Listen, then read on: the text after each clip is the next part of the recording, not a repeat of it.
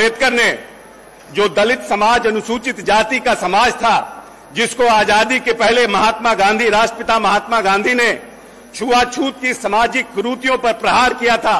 और बाबा साहब भीमराव अम्बेडकर ने जब आजादी के बाद संविधान का निर्माण किया तो उसमें समानता का अधिकार दिया और समान जीवन जीने का अधिकार देने का काम किया। और यही कारण है कि लंबे समय से आजादी के बाद जब संविधान का निर्माण हुआ, बहुत से नियम कानून बनाए गए, लेकिन अनुसूचित जाति जनजाति के लिए जो प्रावधान किया गया था उसका उचित लाभ बिहार जैसे प्रदेश में भी नहीं मिल पाया था। हम लोग अपने आप को गौरवशाली मानते हैं कि जिस बिहार में एक बड़ी आबादी अनुसूचित जाति जनजाति अति पिछड़ों की है, उसको माननीय नेता नीतीश कुमार ने अपने 17 वर्ष के कार्यकाल में न सिर्फ सशक्त और मजबूत करने का काम किया, बल्कि जिस अनुसूचित कल्याण विभाग का बजट 40.48 करोड़ रुपया था, जिसमें अति पिछड़ों के साथ साथ अनुसूचित जाति जनजाति के कार्यों को देखता था, उसके लिए माननीय नेता ने जब ये समझा कि इस प्रदेश में अनुसूचित जाति जनजाति के लिए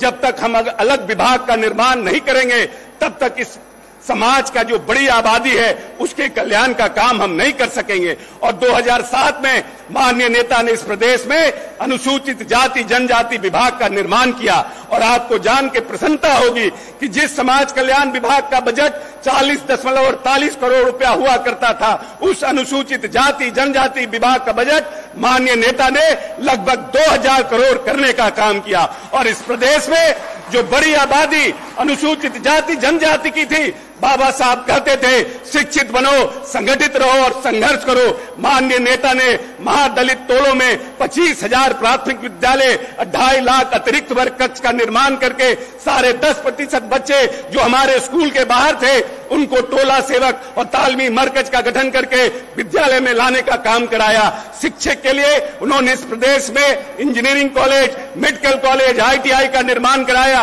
जो गरीब बच्चे जो आर्थिक रूप से विपन्न थे, जो बड़ी आबादी जिसमें अनुसूचित जाति जनजाति और पिछड़ों की थी, उसके लिए इस प्रदेश में उच्च शिक्षा के लिए स्टूडेंट क्रेडिट कार्ड योजना की शुरुआत की। हम समझते हैं कि माननीय नेता ने जितना बजट का